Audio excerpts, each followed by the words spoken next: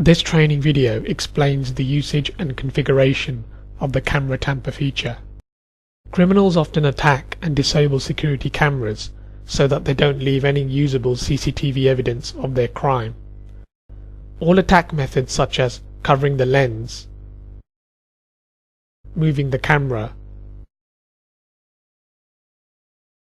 and defocusing the camera make gross changes to the CCTV image, which can be detected by the Camera Tamper software as shown by these three examples.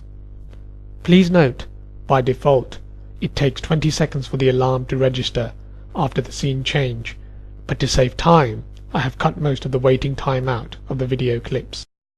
Configuring the Camera Tamper for use couldn't be simpler. You just enable it, like so, and hit apply, and it is ready for use. On the whole, this is all the average user needs to know about the Camera Tamper function.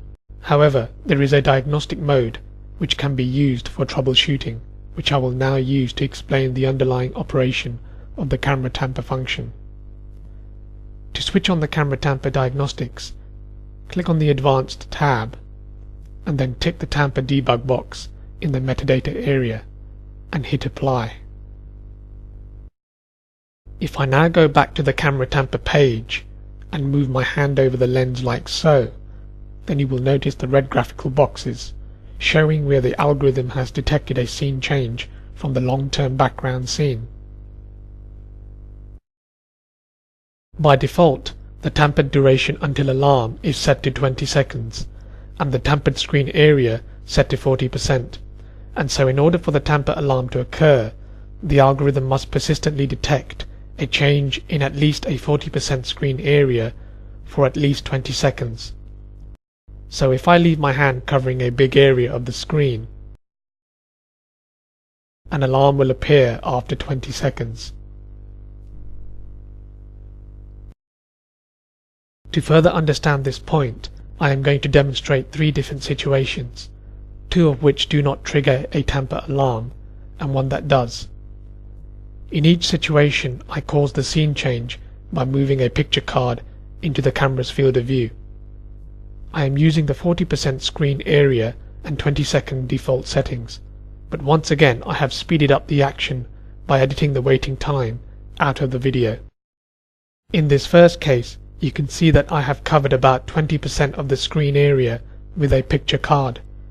Since this is below the 40% area threshold, no tamper alarm is triggered. After the 20 seconds has passed, the scene change is learnt into the background by the algorithm, and so the red boxes disappear even though the picture card is still there.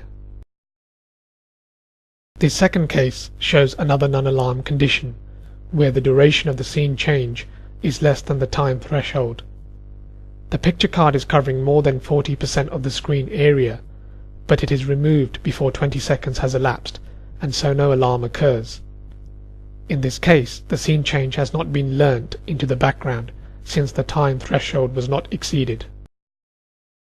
In this third case, you can see that I have covered more than 40% of the screen area and held the card in place for more than 20 seconds, meeting both of the trigger criteria.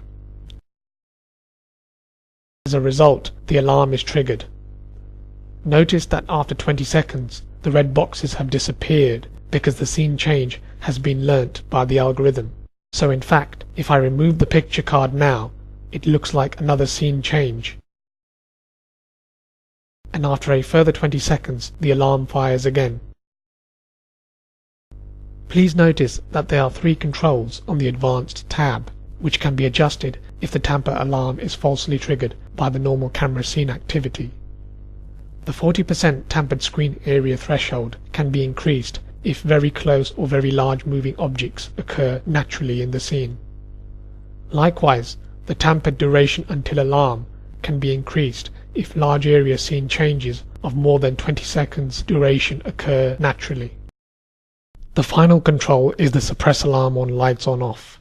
Therefore, in these two cases, where there is a gross change to the image lighting level, no alarm is caused by switching the lights off or back on again, even though the camera tampering is enabled.